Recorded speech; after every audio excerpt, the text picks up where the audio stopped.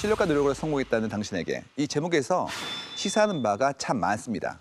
보통 성공하려면 크게 세 가지 요소가 있다고 얘기를 하죠. 실력, 그리고 노력, 그리고 행운이에요.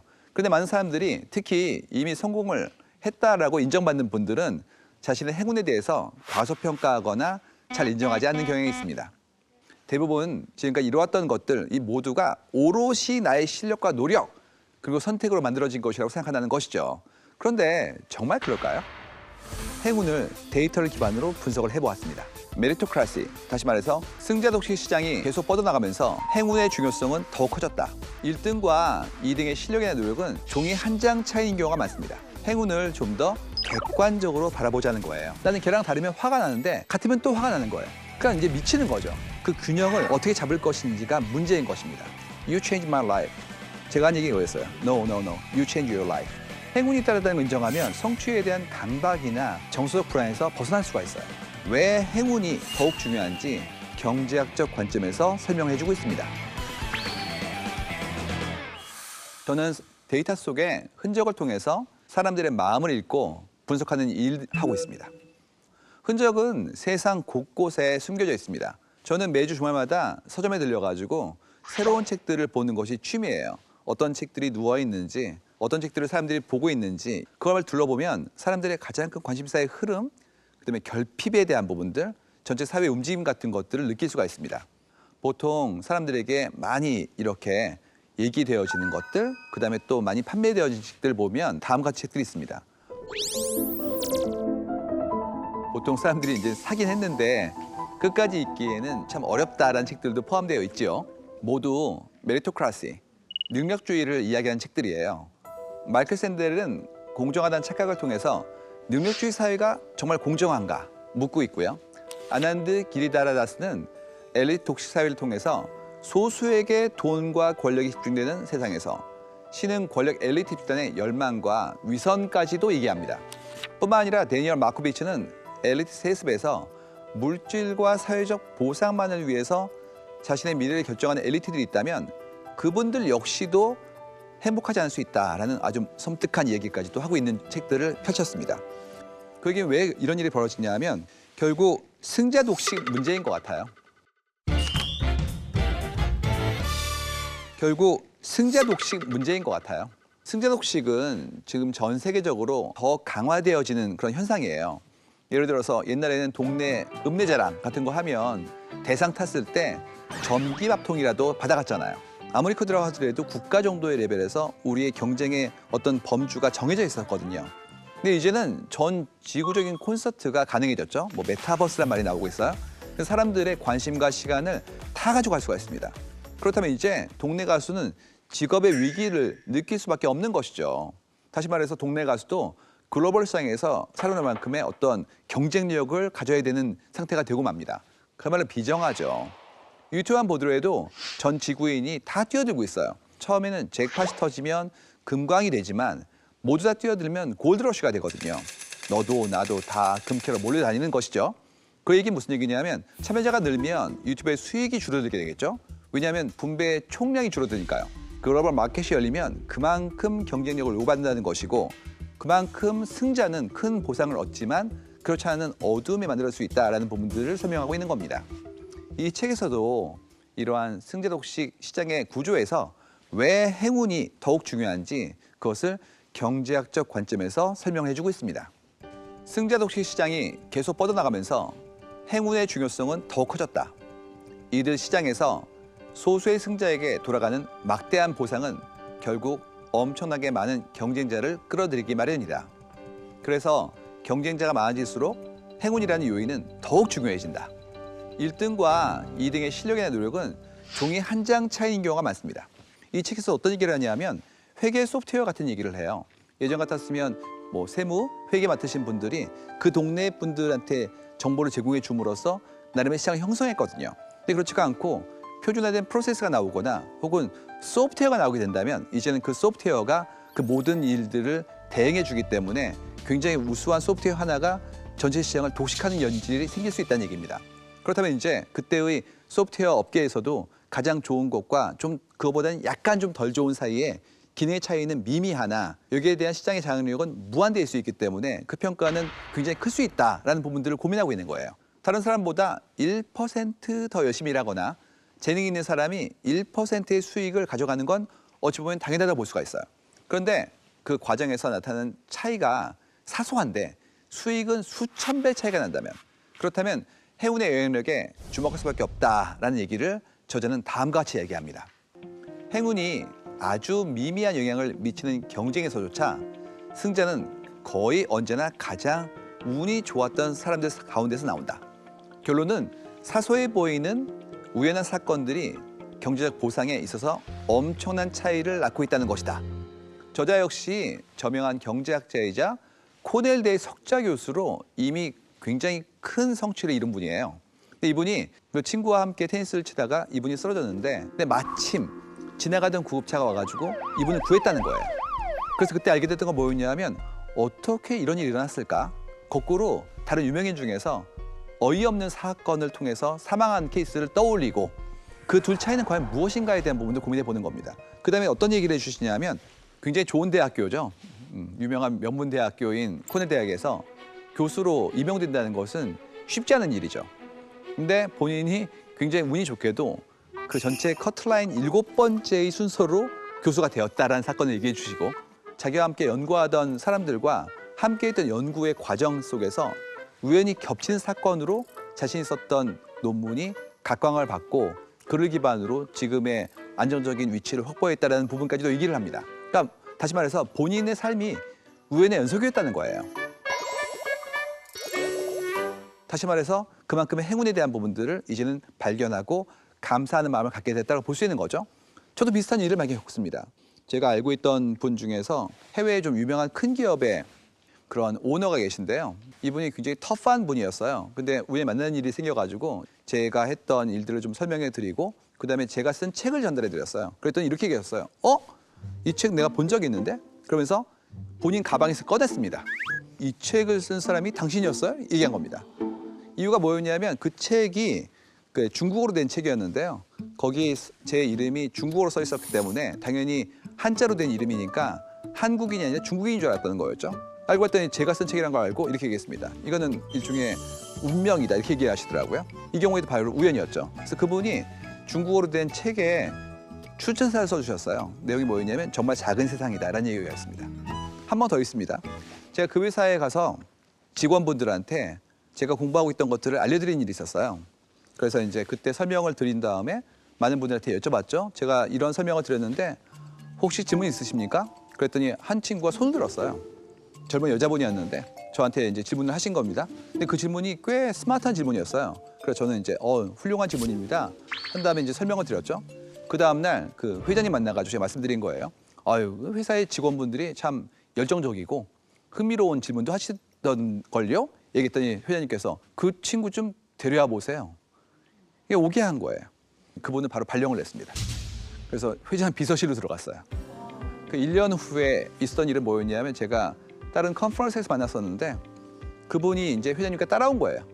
그때 이제 제가 그분한테 말씀드렸어요. 1년 만에 봤는데 많이 새로운 일을 하고 계시네요. 그랬더니 그분이 저한테 한 얘기는 이거였습니다. You changed my life. 그러니까 본인의 인생을 제가 바꿨다는 거죠. 제가 한 얘기가 이거였어요. No. You changed your life.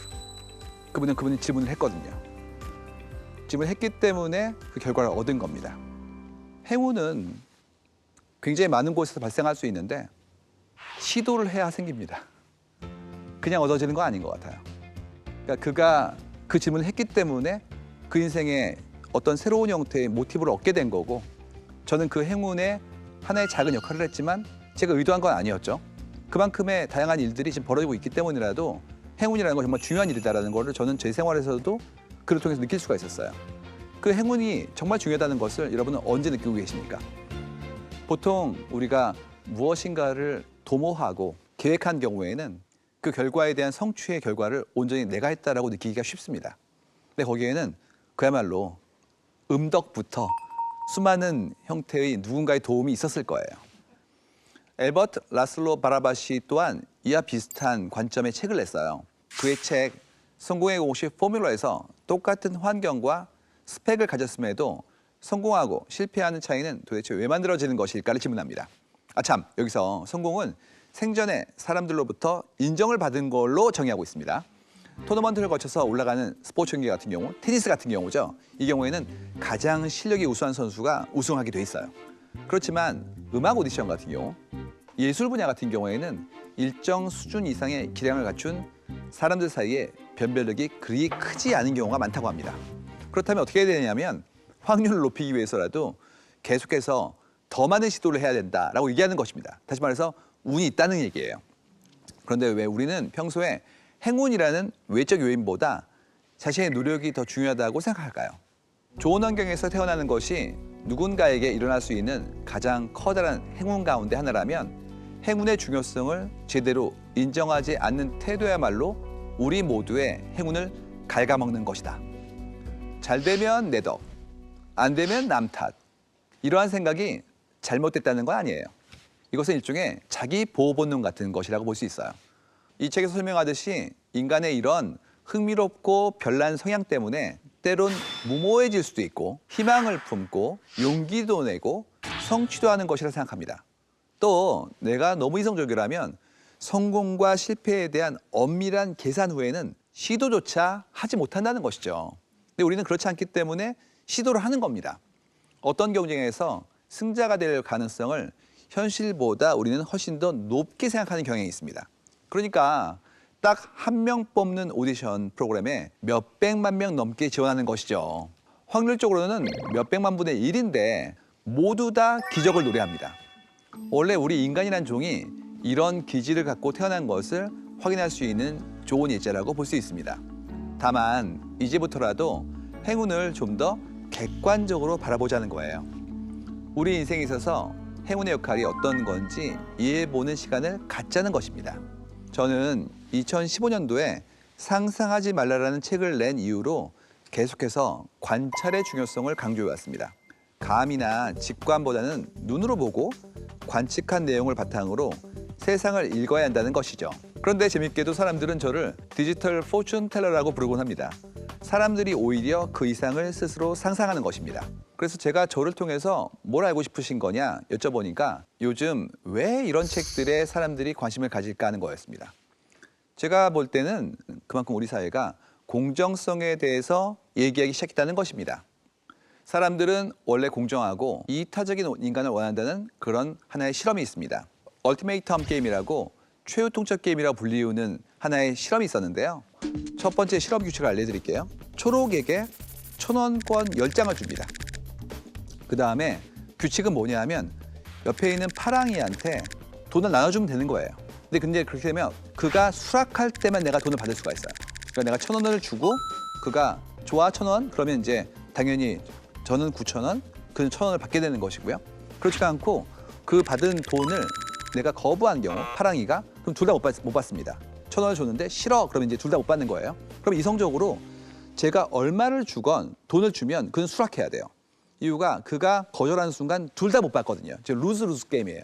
그렇다면 이제 파랑이가 굉장히 화가 나서 거절한다면 초록이는 돈을 못 받게 되기 때문에 초록이는 파랑이가 화를 안 낼 만큼의 돈을 줬을 때 가장 이익이 되겠죠. 처음에 생각은 뭐였냐면 이성적으로라면 당연히 최소한만 줄 거다. 굉장히 야박할 것이다라고 이제 예상했거든요. 또 마찬가지로 반대편에 받는 파랑이도 얼마를 주든지 간에 내가 거부하는 순간 둘 다 못 받기 때문에 얼마라도 챙기는 것이 이득이라고 이제 우리는 생각한 거죠. 해보니까 그렇지가 않았어요. 실제로 보시면 5대5의 비율로 공정함을 얘기하는 그야말로 이제 둘 다 똑같은 거죠. 그랬을 때 비율이 50% 이상이었고요. 6대4, 7대3까지 합치면 무려 80%가 30% 이상을 제시했습니다. 또 재밌는 거는요. 수요자 측에서 1대9 받으면요. 50% 이상 전부 다 거절했어요. 기분이 나쁜 거죠. 배 고픈 건 참아도 배 아픈 건 못 참는다 모르는 얘기처럼 실제로 2대8의 경우에도 무려 20%가 거절했습니다. 다시 말해서 우리 인류란 종 자체가 공정함에 대한 부분들에 가지고 있는 나름의 게이지가 있는 게 아닐까? 예를 들어서 어떤 일이 벌어지고 있냐면요. 저희가 재택근무라는 키워드를 한국 사회에서 활발히 바라본 건 작년도 1, 4분기가 처음이었습니다. 그전까지 재택근무는 거의 없었어요. 재밌는 거는 이를 통해서 뭘 알게 됐냐면 상호 간의 신뢰에 대한 부분들을 알게 되었어요. 실시간으로 바라볼 수가 없게 된 거죠. 그러다 보니까 이런 얘기가 나왔었어요. 뭐해? 뭐 그런 얘기들이에요. 관리를 맡고 있다고 믿고 있는 분들은 자꾸 각자의 직원분들이 어떤 일 하는지에 대해서 알고 싶어 해요. 사실상 그거는 나중에 결과에 대한 부분들을 바라보면 충분히 설명할 수 있는 것인데 이제 결과가 나오기까지 과정까지도 챙기고 싶은 거죠. 그러다 보니까 메신저를 자꾸 물어본다는 거예요. 지금 뭐해? 계속해서 일하는데요. 이제 힘들어지니까 나중에는 냅 나왔다는 거예요. 냅이 나왔다는 그런 얘기가 있는데요. 그러다 보니까 어떤 게 나왔냐 하면 이런 얘기도 나옵니다. 내가 현재 쓰고 있는 컴퓨터에 키보드에 입력을 덜 하고 있으면 5분만 지나면 메신저가 노란색으로 바뀌어요. 원래 초록색이었는데 그다음에 15분 이상 입력 안 하면 이게 빨간색으로 바뀝니다. 그러다 보니까 이제 바라보고 있는 관리자라고 믿고 있는 스스로가 뭘 하시냐면 그 스테이터스 바뀌는 걸 바라보고 있는 거예요. 그다음에 5분 지난 동안 일을 안 했네? 이분이 좀 쉬고 있나? 근무 태만. 직원분들, 그러니까 감시를 받고 있는 역할인 분들은 어떻게 했냐면 앱을 깔았는데 이름이 자리 안 비움이라고요. 마우스를 이렇게 흔들어주는 앱을 깔았다는 얘기예요. 그쯤 되면 이제 그렇게 물어보는 사람이나 그런 앱을 까는 사람이랑 똑같습니다. 상호 신뢰가 없는 거죠. 이유가 뭐냐면 결과에 대한 어떤 검증 체계가 아니라 이 시간을 파는 것처럼 과정에 대한 부분으로 본인이 하고 있는 업무의 어떤 수준을 낮추고 있는 거예요. 그래서 뭐가 나왔냐면 지금 협업 툴들이 나왔는데 각자가 하는 업무의 과정을 기록하고 각자가 수정한 부분들을 전부 다 체록하는 형태의 툴들이 나오기 시작했어요. 그러니까 이제 함께 프로젝트 했다면 어디까지 내가 있는지에 대한 것들을 명백하게 설명할 수 있는 것들이 나왔다는 얘기죠. 문제는 그 다음입니다. 이런 얘기들이 나오기 시작했어요. 월요일 날 어떤 분이 만든 예쁜 문서가 있습니다. 근데 그거를 바로 위에 상급자인 분한테 화요일 날 올려준 거예요. 근데 그거를 다시 박 과장님한테 금요일 날 보내줬어요. 그러니까 3일간 묵혀놓은 겁니다. 근데 그거를 박 과장님은 그 김 부장님한테 드리고 사모님한테 드린 거예요. 그랬을 때 통상 지금까지는 이거였어요. 사모님이 보시기에 김 부장님 참 일을 잘하시네. 역시 3팀이 최고 이랬다고 해요. 지금까지는. 지금 그렇지 않고 뭐가 나오냐 하면 이건 첫날 만드신 분이 만든 거를 하나도 안 고치고 무려 5일간 후에 나한테 준 거네. 그러면 첫날 만든 사람만 있으면 되는 거네. 오히려 그 사이에 아무것도 안 한 사람들이 전체 업무에 대한 어떤 딜레이를 만들었고 지연을 그다음에 이분들이 전부 다 프리 라이딩 하고 있는 거네라는 걸 인식하겠다는 거입니다. 무슨 얘기냐 하면 일을 해야 돼요. 이제는 각자가 했던 일들이 전부 다 결과가 남는 것이 아니라 과정까지 남게 되면서 그들이 했던 일에 대한 보상 체계까지도 이제는 재산정해달라는 것들이 올라가기 시작했습니다. 이게 공정함에 대한 이슈들이에요.